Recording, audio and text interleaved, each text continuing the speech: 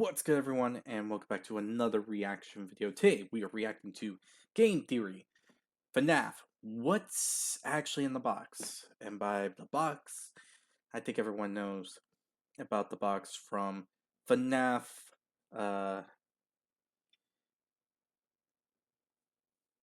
FNAF 4, where after getting everything done, completing everything, and so on and so forth, you essentially get a box that just basically says, uh, that sometimes things are best to be forgotten. And at a later point, we know that essentially there was like a ton of ideas about what's in the box.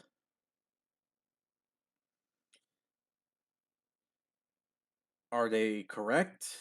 Well, that's a bit difficult to actually say for sure, because the answer is, again, kind of complicated to even explain.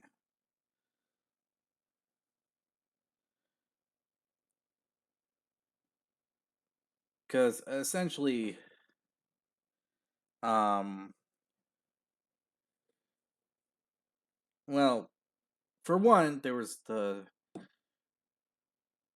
main one that I can think of is throughout the book series involving the Silver Eyes, Fourth Closet, yeah. There was a box that was involved that basically uh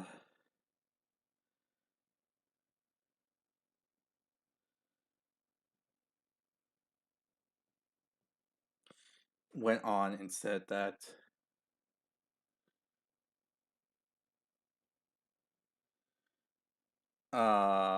what is, yeah, basically that.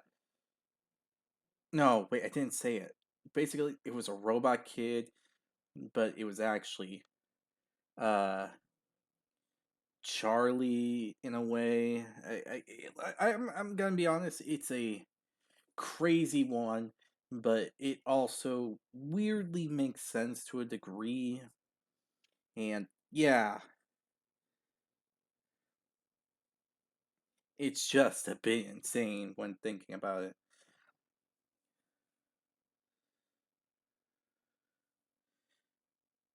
Because it leads to so many thoughts, so many questions, some contradictions, and so on and so forth.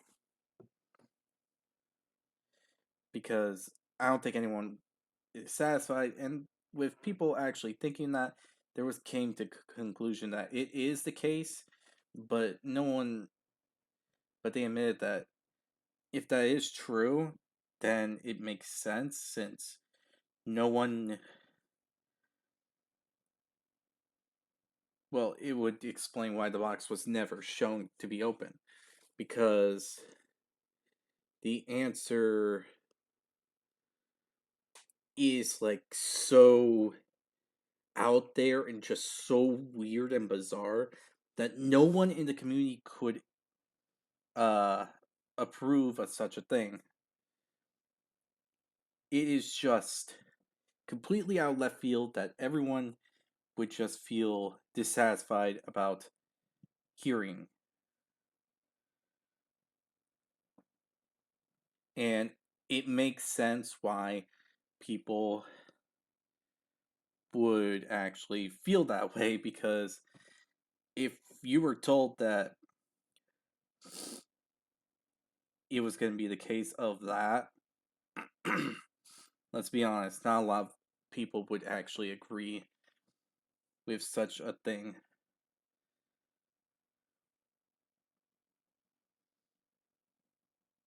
Heck, they would probably feel the same way and just essentially, yeah, I think the point is basically made and said.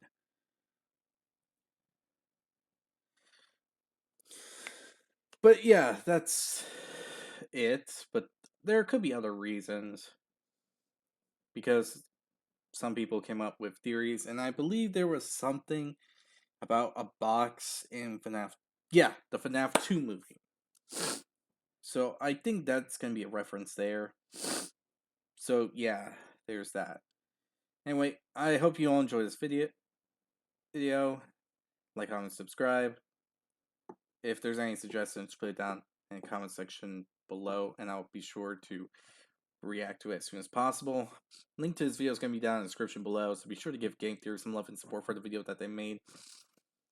Other than that, let's get right on to this video, because I'm really curious if they're going to talk about the FNAF 2 movie. What was in the FNAF 4 box? It's a question that's plagued the FNAF community since it first appeared back in 2015, and yet last year, Scott finally told us that he doesn't really know anymore. Naturally, this felt like a gut punch to us theorists. People were mad, to say the least. But my question is, was he wrong to do this? Should he have planned for this better? Or is there something else going on here that makes this decision a stroke of genius? Oh, so it, okay, never mind. Just give me a second to process that thought process right there, because that is literally an interesting thing just to do. So, essentially, we're being told that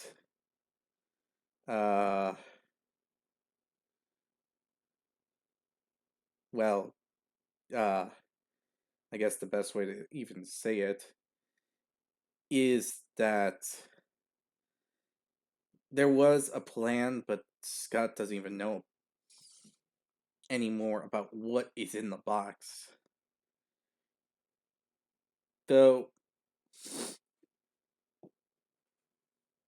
the answer to what could have been in the box might have actually been something a lot of people would be dissatisfied about. And if that's the case, then I think that might be a good call to actually have done this. Because let's be honest here, everyone. If it went to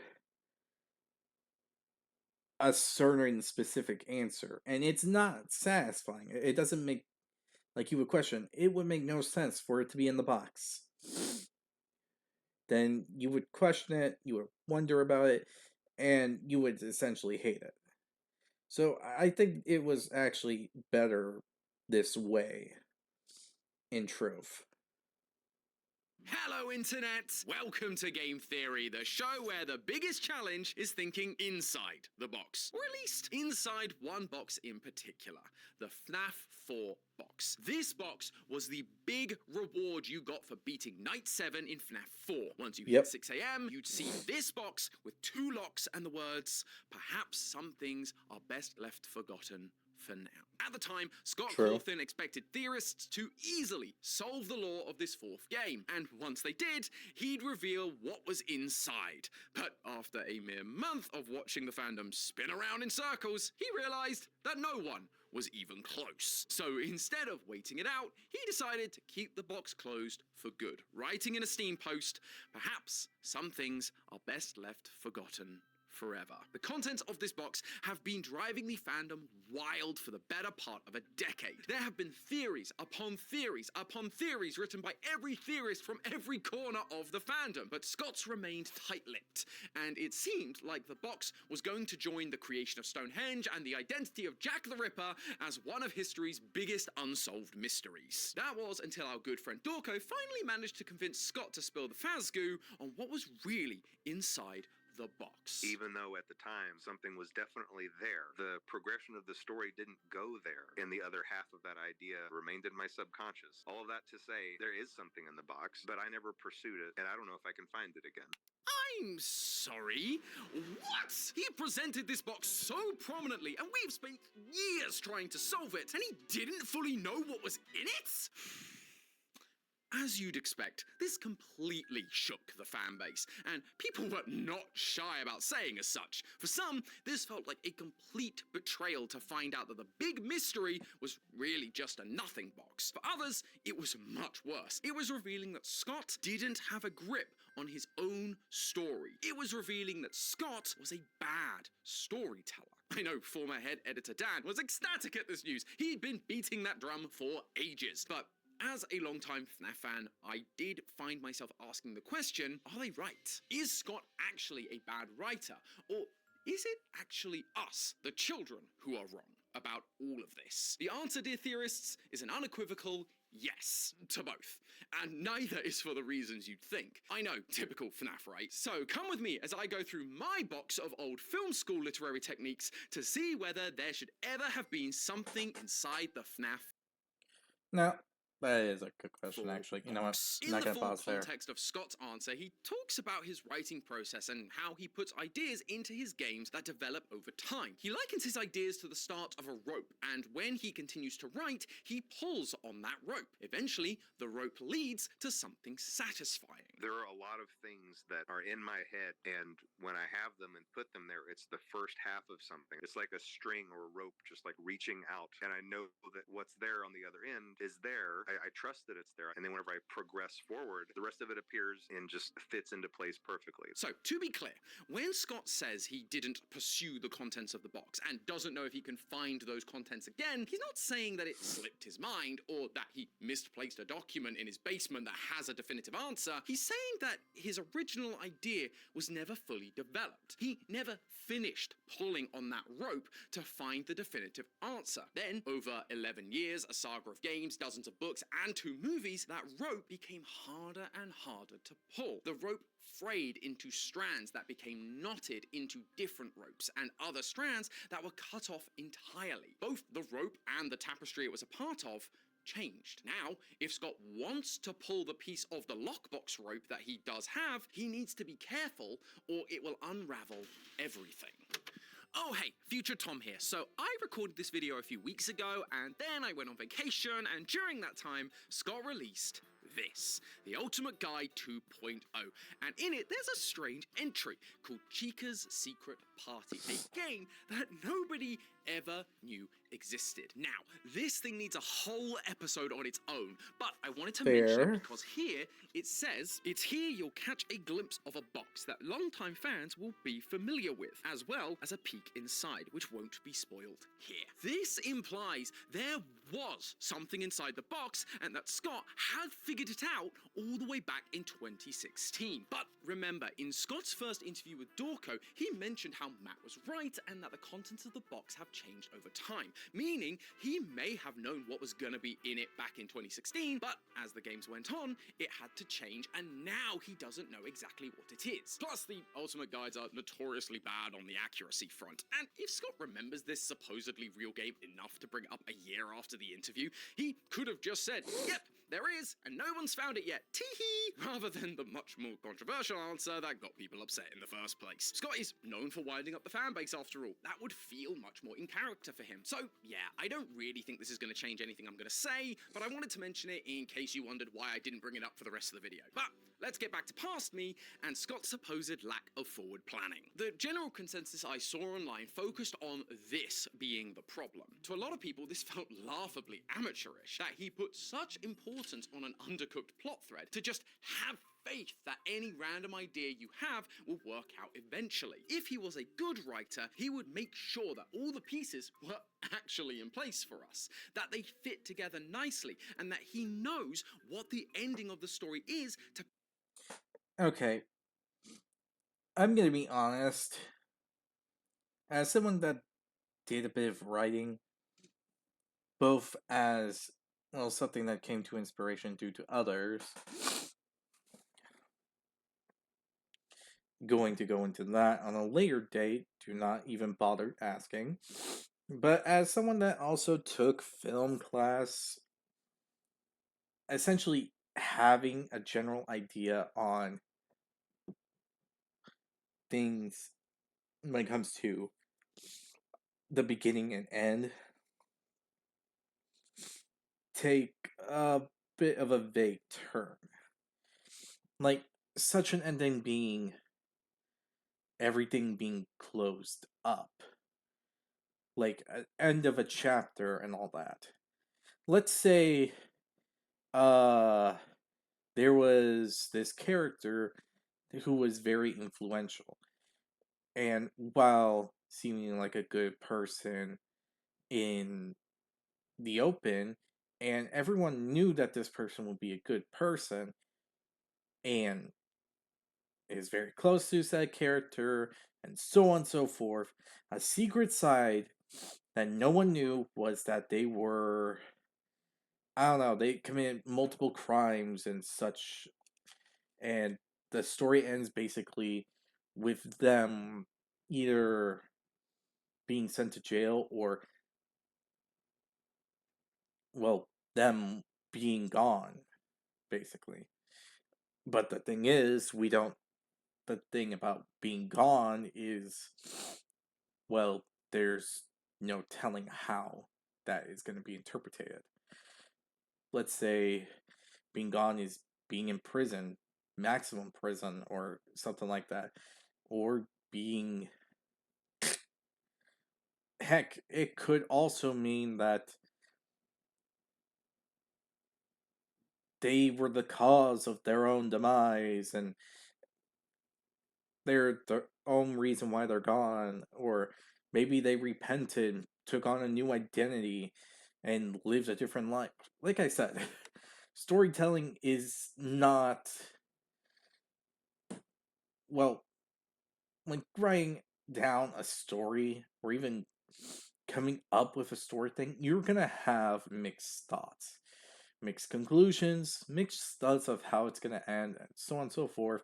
And to the point that it just gets to a point that you just gotta question everything. And then there's gonna be details and all this and all that because you're planning for like different sequels, different parts in a chapter, so on and so forth. To the point that it just, well, it gets to the point where you're just trying to come up with a proper conclusion, a proper knot, a well connected point of the story that just, you know, makes it like work. It's not simple. If anyone thinks that writing a story, whether it's game, TV show, movie, book, doesn't matter. It's not as simple as people put it. And being a storyteller isn't like uh, a 1, 2, 3, 4, 5 process. It's an coming up with different conclusions, different pathways, and all that. Think of it like a tree. You're trying to make a tree of a story, but there's different branches, like on different directions of how to go about different parts of the story. Like, say, okay, the characters go and get ice cream, but and then they encounter like a strange, mysterious force at this one ice cream shop, or they meet this mysterious force near an alleyway or a movie theater, and yada yada yada. You're basically having multiple options. It's not a simple process, so I understand that. Pay off whatever Yeah, he set up throughout. Basically, what people were saying is that to be a good writer, you have to be what the writing world knows as a plotter. You would have thought creative writers could have come up with a more, I don't know, creative name for themselves, but actually, its serious, straightforward nature tells you everything you need to know about them. Plotters are the ones with dozens of note cards, literally plotting out every part of the story before they even begin writing. The main place you'll see plotters work is in movie scripts. Oh, hang on. Hey, buddy, what are you doing? Where are you going on my territory? Oh, hey, Lee. I was just, Oh, look! A shiny new video game TV show for you to steal from me. Go fetch! Did you seriously think that was gonna work? It's animated, not live action? Listen, I'm gonna go, but not because you told me to. Don't touch my stuff. Now, where was I? Oh, yeah. Screenplays are a great example of plotter-written stories being used to incredible effectiveness. 99% of movies you've seen are written as outlines first. Most moviegoers aren't willing to sit through more than 1.5 to 2.5 hours, so that means your script can only be so long. The standard for movie scripts is that 1 page equals 1 minute of screen time, so that means your story has to fit within 90 to 150 pages. When you do plan for it, you get fantastic movies with good pacing and solid endings like The Shawshank Redemption, Fight Club, and Forrest Gump. But if you don't plan for that, then your story can end up feeling rushed in places or bloated in others because you have to go back retroactively to either cut things down or bulk them up to fit within that window. We actually do a similar thing here at Theorist. We've spent a long time figuring out what the optimal length for a video is, and so before any script is written, we have outlined the entire episode, its intro, the evidence, the twist, all to fit within that time frame. Although, while I have you here, even though YouTube is pushing for longer videos, I'd love to know what you prefer. If you like longer episodes like this one, ones that are like 20 to 30 minutes, hit the subscribe button. And if you prefer shorter episodes that are more like 10 to 15, leave the comment short like Santi. He'll know what it means. I forgot I wrote that. But long story short, yes, good writers absolutely plan out the story and its twists. But actually, bad ones do too. Plotter-written works benefit from focus. They know the story they are telling. They write with the end goal in mind. But that means the process can become more methodical than passionate, which can then lead to stale scripts with characters that aren't fleshed out and plot points that just happen in ways that don't feel natural. Take Hallmark movies, for example. We all love a good holiday movie, but go onto TikTok and you can see dozens of videos with people making fun of the predictable storylines that happen in every single one. Those movies are so planned that they're practically checking story beats off a list, which might be fine as a cheesy movie to pass the time on a slow Christmas evening, but it doesn't exactly invoke those feelings of intrigue and excitement that we want out of stories like FNAF. It also gets way harder to be a plotter when you're dealing with a franchise that goes beyond just the first couple of entries. That doesn't mean it can't happen, it's just rare. The voice director of Has Been Hotel and Hell of a Boss, Richard Horvitz, said exactly that when asked about those two shows. Vivian knows exactly where the shows begin and end. She knows exactly where they want to go. That's pretty rare, right? It's rare. Also, if you don't recognize this guy, you might instead know him as Invader Zim, Billy from The Grim Adventures of Billy and Mandy. Oh, okay. So that's why the voice felt familiar. That actually, the character did actually make me pause, going like, "What is?" Or Yeah. Alpha 9 from the I think Mighty you get the Morphin point. Power Rangers. Yeah.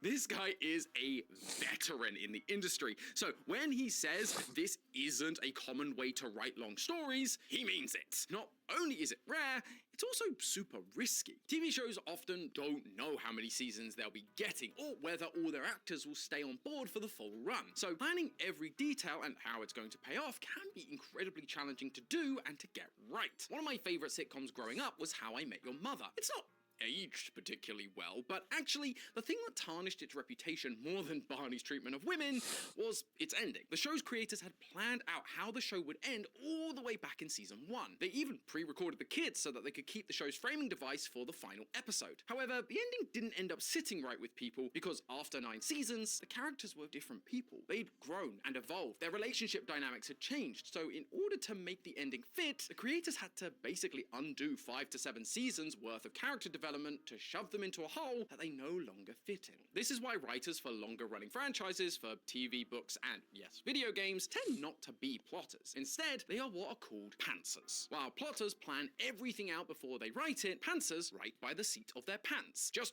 writing and seeing where the story takes them. Now, doesn't that sound familiar? And it's way more common in professional writing than you'd think. Margaret Atwood and Stephen King are famous for writing this way. King actually takes it to an extreme in his memoir when he says, outlines are the last resource for bad fiction writers who wish to God they were writing master's theses. Perhaps a little harsh, but it just shows how these pantser I mean, stories can be incredibly successful and creative. However, the word pantser gives me the ick. In England, a True. pantser sounds like someone who's going to be tried for indecent exposure. So instead, I'm going to use a term used by another novelist and notorious non-plotter, George R.R. Martin. He calls plotters architects because they follow blueprints and outlines, and he refers to pantsers as gardeners, which not only gives these writers more dignity, it also gives this style of writing a much clearer and less chaotic definition. Now, the gardener knows certain things. He's not completely ignorant. He knows whether he planted an oak tree or an ear of corn or a cauliflower. He has some idea of the shape, but a lot of it depends on the wind and the weather and how much blood he gives it and so forth. Rather than completely winging it, it's about letting a story blossom and That's cultivating actually it as a it bit grows. It's not that gardeners lacked structure completely, it's that these types of writers I let actually the like process the way he said evolve that, the final actually. product, while architects already know what they want the final product to look like. Gardeners like Martin seed their stories with a myriad of ideas that they believe may lead somewhere interesting. At the end of it, you'll have a garden full of beautiful surprises. This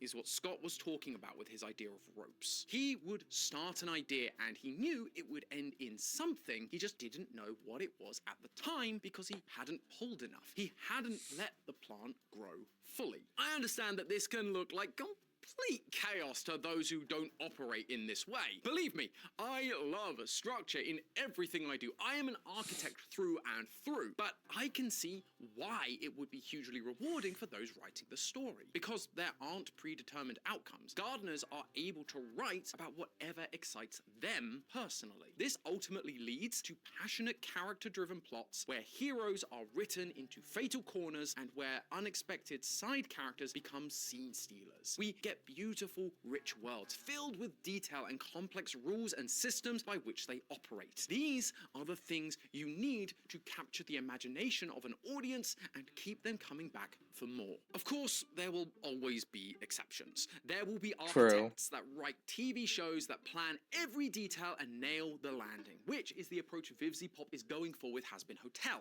And there will be gardeners that don't plan a single movie and it will still work out. The truth is, this distinction between architects and gardeners isn't binary.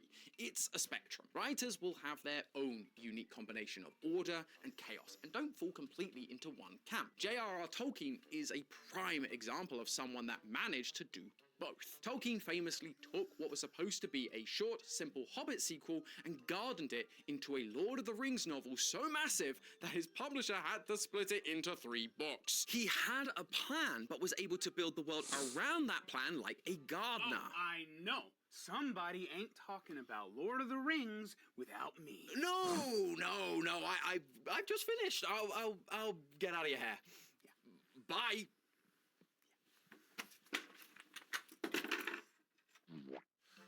The point is, neither way is technically right or wrong.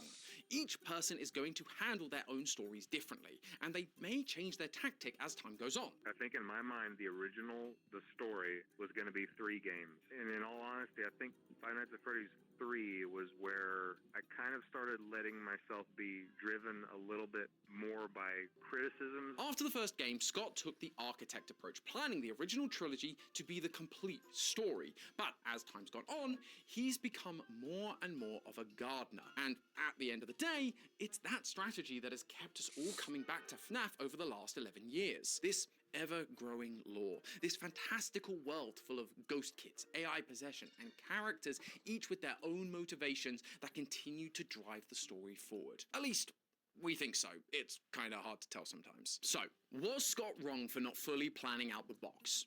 Absolutely not. But what's not okay is that he has given up on ever figuring it out. What? You didn't really think I'd let Scott get off scot-free, did you? What he's done... I mean, true. That's like an issue that I can't ignore. Like, as the story progresses and you leave a mystery out in the open, for everyone, and you're basically saying, yeah, I don't know what's in the box at all, and I haven't really thought of that, and so on and so forth, that yeah, that's gonna be an issue. If it's, yeah, there's something in the box, and there is conflicting thoughts on what I have in the box, but there is something in the box that is planned. How it's going to react to the community, yeah. I think you get the point. That would be more acceptable, saying that there is something in the box, but it's a conflicting thought on the item or what, how much is in the box or what type of thing is in the box. Yeah, that's okay, but going about and saying, and actually going, yeah, I just gave up on the box is not really an okay thing, or something along those lines of giving up on the box. Especially when the community, ever since Scott released that box in FNAF 4, and no one has been getting close. They have been coming up with ideas, possibilities from every single thing, and the fact that Scott, I guess, gave up on the thought of it is a bit outrageous. I mean, it sounded like he had a thought, but as the years passed, that thought just was gone. He stopped, and all that stuff. That's the thing I'm a bit annoyed about, and I can agree with that thought. If it was, yeah, okay, there is something in the box. It's just I'm not too sure on the specific item. Making it sound like there's a list and how it's gonna work, how it's gonna fit. Is this going to actually be something the community likes? Yeah, okay, yeah, that just shows that it's gonna Is be the case. extremely common across all forms of media. But yeah. It's just not the method you or I would necessarily choose to use, and that's okay. However, by Scott's own admission, he's basically written himself into a corner with the box, and he doesn't know if he can find the motivation to solve the hanging plot thread. I don't know if I can find it again. The reason this is so egregious is because it breaks one of the most fundamental principles of storytelling, Chekhov's gun. If you're unfamiliar with this term, it comes from the Russian playwright Anton Chekhov, who famously wrote about the importance of narrative payoffs, saying, "One must never place a loaded rifle on the stage if it isn't going to go off. It's wrong to make promises you don't mean to keep." By drawing attention to any story element, be it the lore of the clock tower in Back to the Future, the complication of Iron Man's suit freezing in the first movie, or the box in FNAF 4, a writer is making an implicit promise that these elements will pay off in some way. Chekhov's gun, by its very nature, is an architect's tool. You're putting something in the audience's faces early on, knowing that it's going to come through later because you've already figured out where it's going. Instead, Scott fell into the classic gardener trap, believing an idea, a seed, was going to become something big, and so forced our attention onto it, without having the final something planned out, which leads to this. Oh, what's this? It's my own Chekhov's gun. This here is J.J. Abrams' Mystery Box. Nearly 20 years ago, writer and director J.J. Abrams presented the idea that storytellers should be planting mysteries for the audience, but without strictly knowing what's inside. Chekhov's gun without the planning. The concept came from this box of magic that Abrams' grandfather bought him. Supposedly, it contained $50 worth of assorted tricks, but it only cost $15. However, Abrams never opened the box. If he did open the box, he'd know what was in it and the joy and wonder would dissipate. But closed, it had infinite potential. To him, the mystery, the withholding of information, was worth more than what was inside. He demonstrated this idea with his show Lost, which continually introduced mystery on top of mystery on top of mystery. On the odd occasion, they'd actually resolve something, but the show really thrived on asking questions, not answering them. That's not to say that Abrams didn't want to pay off his mysteries Okay. down the road, just that his method Okay, I'm put the understanding clues now, before and the I climax, actually think this is often actually a bit they better were than pointing to a climax better that explained wasn't than fully what I fleshed said. out. He was essentially trying to apply the principles of Chekhov's gun to a gardener's writing style. At the time, this seemed revolutionary and allowed long-running series to put cool ideas out there and get tons of engagement without having to spend all the time planning, especially in fields like TV shows and video games when you didn't know when things would end. But the problem was, they did all end eventually. So, the gardeners had to start forcing wild, branching plots together in order to make a resolution, and most of them struggled to stick the landing. Lost infamously had a divisive final few seasons. The answers either became so convoluted because they're trying to tie together all these loose mystery boxes that didn't really fit together, or the answers were just straight up bad because they were brushed off as simple and unimportant. Abrams went on to then bring his mystery box philosophy to the Star Wars sequels, and that same lack of narrative foresight is often credited as the primary reason those movies missed the mark. This is exactly what Scott was saying in his interview. FNAF is a series full of mystery upon mystery, with very little confirmation or tying up of loose ends. And now we have a mystery box that we're basically being told isn't really important to the story despite its prominence. But what's even worse is Scott telling us that not only wasn't it important, his gun won't even go off. That's the real issue at play. Our time Okay, that is honestly a better thing to go about this, and it actually explains what I'm trying to say better.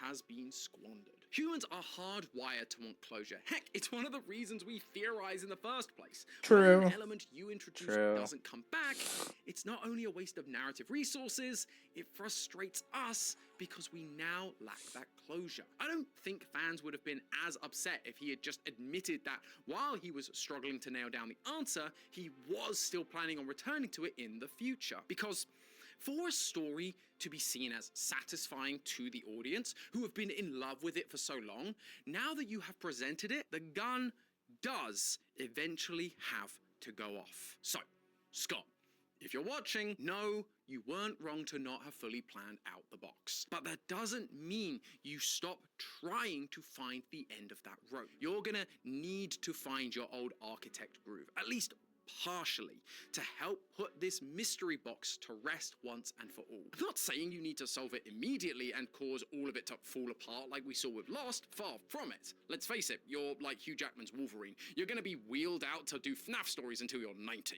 So, you have time to find what's in your Chekhov's box. I'll even give you a hint. In that TED Talk, J.J. Abrams did say that often when we look at stories and mystery boxes by extension, there's this idea of what we think we're getting and what we're really getting. He goes on to list some of his favorite movies like E.T., but explains that it isn't a classic because it's about an alien and a kid, but because it's about a child dealing with his family's divorce. The theme is what's inside the box. So take some time, search your story for the themes, and fill your box with those. That way, even if the physical contents of the box don't quite live up to the expectations the fans have, it will still resonate and show that despite the difficulty, despite the challenges, despite your gardener writing style, you do care about the story as much as we do. And right now, I'm going to be jumping on a live stream with a bunch of people who absolutely care about this kind of thing and have turned those frustrations into building blocks for their own indie horror franchises. We've got Unique Geese, Super Horror Bro, Rocket Music, Horoscoped, and JT Music all here to talk about how games like FNAF inspired their games, lessons they've learned, and answering a few questions from you guys. So here's the link to that live stream. Hop on over and say hi, and as always, theorists, remember, it's all just a theory. A game theory! Thanks for watching. What was it? Okay, so that was something, really. Honestly, I think he explained it better. I feel like I explained it all in a awful way. But yeah, basically, even though the content, even if the box had like an item that just made it seem less than satisfactory, it's the fact that, well, the importance of the theme. Like, it doesn't need to be like a robot kid or anything like that. Heck, it could have just been like something very morbid, like in the FNAF 2 movie. That's all there is to it. As long as there's like an end game thing that goes with the theme of the story, yeah, okay, sure. Why not? It's just going out of your way to make something seem important and just basically saying, in the end of it all, after all this time that has passed, there was nothing really important about it. Like, it's so insignificant that insignificant is like a bit more insulting, in all honesty. That's basically it. In the grand scheme of things, it's a bit of an insult, in truth, to say that this thing that you just put out to be very important, that has like so much significance related to a lot of the stuff going on and with the franchise that's happening, and make it like this big mystery, and basically saying that everything we did just to figure it out was pointless is, I don't know, it's kind of like being stabbed in the back viciously. But yeah. Anyway, I hope you all enjoyed this video. I probably misspoke and probably sounded like an idiot. But what was said here on this video was better explained than what I did. I guess just hearing this just made me act on emotion. I'm not angry at Scott for this. I'm more disappointed by the fact that he's basically just said that the box was just a pointless experience that no one should have really focused on at this point. And that's just like a kick to the nuts. Well, no, I'm sorry, I'm still sour about it. Basically saying that after all this time and all that, it's not really important to the story or anything at all. And the fact that there's nothing potentially in the box is even more insulting and just increases my disappointment. So I hope you all enjoy this video. Like, comment, subscribe. I'll see you all in the next one. I'm mentally drained from this